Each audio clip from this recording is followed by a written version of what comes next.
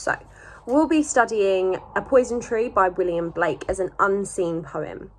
The difference between unseen poems and seen poems is that you would have seen the seen poetry in your anthology, which means that you know the context of it. Whereas when it comes to the unseen poetry, you do not know the context of that poem, which basically means that you can't rely on context and you can't use context because it won't get you any marks. So the main AO that you're going to get marks on is going to be AO2, which means your language analysis needs to be really good on this one. So what we're going to do today is we're going to have a look at how we sort of start to approach your language analysis and the way that you approach an unseen poem. So the first thing is you need to look at the attitude of the poem. So we're going to look at the attitude and then we're going to look at the techniques and how the techniques show the attitude. So the first thing I'm going to do is I'm going to make a judgment on what attitude is being shown in this poem. Okay, so that's what I'm going to do. Now, sometimes that sounds a bit like, oh, I look at this poem and I have absolutely no idea what's going on. I don't know, what's it going to be? Your biggest clue is going to come from the question. So the question for this one will be, how is resentment shown in A Poison Tree? Okay, so how is resentment shown? So I know that this poem's about resentment. So the first thing I need to decide is this about a positive view of resentment, a negative view of resentment? Am I looking at a poem that is celebrating resentment? What am I doing? Okay, so I've got that clue from the question. So that's the first thing I've looked at. I've got my clue. The next thing I do is I read through the poem. So A Poison Tree. I was angry with my friend, I told my wrath did end. I was angry with my foe, I told it not, my wrath did grow. And I watered it in fears, night and morning with my tears, and I sunned it with smiles, and with soft, deceitful wiles. And it grew both day and night, till it bore an apple bright, and my foe beheld it shine, and he knew that it was mine. And into my garden stole, when the night had veiled the pole. In the morning glad I see, my foe outstretched beneath the tree. So I know that I'm reading something where he has had a problem with someone and he calls them their foe, so his enemy. So I know he's had a problem with someone, and I know that what's happened is he's basically decided that he would hold on to that resentment and he would hold on to that anger with this person, and it grew. Whereas with a friend, he let go of that resentment and that anger, and the resentment and anger sort of disappeared. So I know that from the first stanza. So the next thing that I need to decide on is the attitude. So the attitude here is clearly he's talking about resentment as though he is as though he's acknowledging that if you don't let go of your anger and resentment, it ends up actually being quite harmful to other people. Just like it ended up being really harmful to him at the end, because to the foe at the end, the enemy at the end, because he was poisoned. So the first thing that I'm going to notice is the first technique that links to that. So I need to think now, okay, that's my attitude. What's the technique?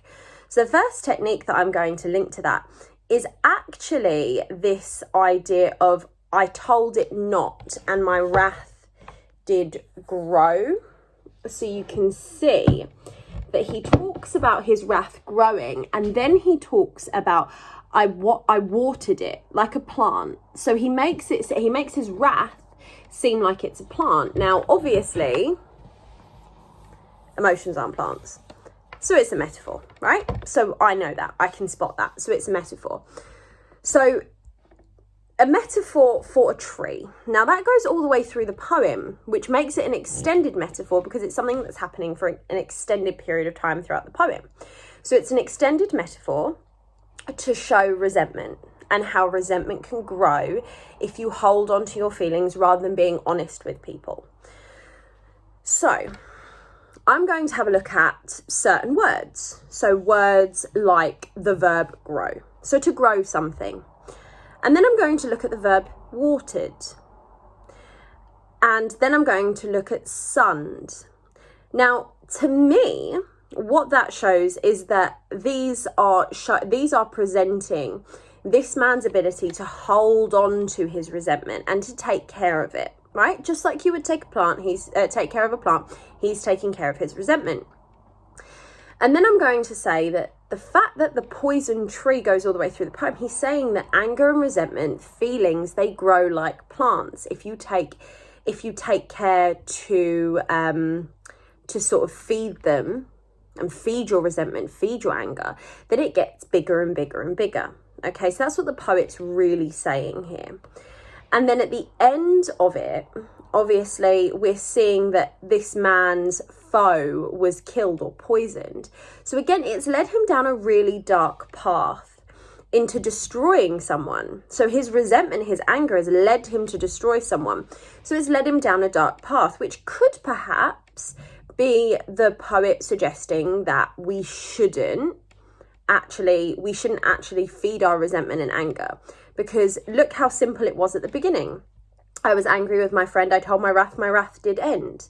That rhyming couplet at the beginning is in contrast to the whole rest of the poem. So it actually must show that letting go of your wrath is really important, because it has fine outcomes. You tell them your feelings, it's finished, it's done, you don't have to worry about it again. But clearly here it's led this speaker down this dark path where they've absolutely destroyed another person with poison that they've grown themselves. Yeah, so that's how I'm going to interpret this poem. So if you have a look at the way I've done this, it's all come from that main question. So I've looked at that question, I've decided on the attitude, and then I've looked at the techniques that show me that attitude. Okay, because the easiest thing to do is to decide on the attitude, because you've all read poems for years and years and years. You've read these since you were at school. Like, since you started school, you have read poetry. So you already know, okay, I think this poem's roughly about this. We use the question as a prompt. We decide on the attitude that the poem is showing, so the message of the poet or something like that. And then we just look at the techniques that are used. And that's the easiest way to do this. That's the easiest way to do anything in terms of looking at unseen poetry, okay? So I'll give you an unseen poem, and then you can work your way through that as well.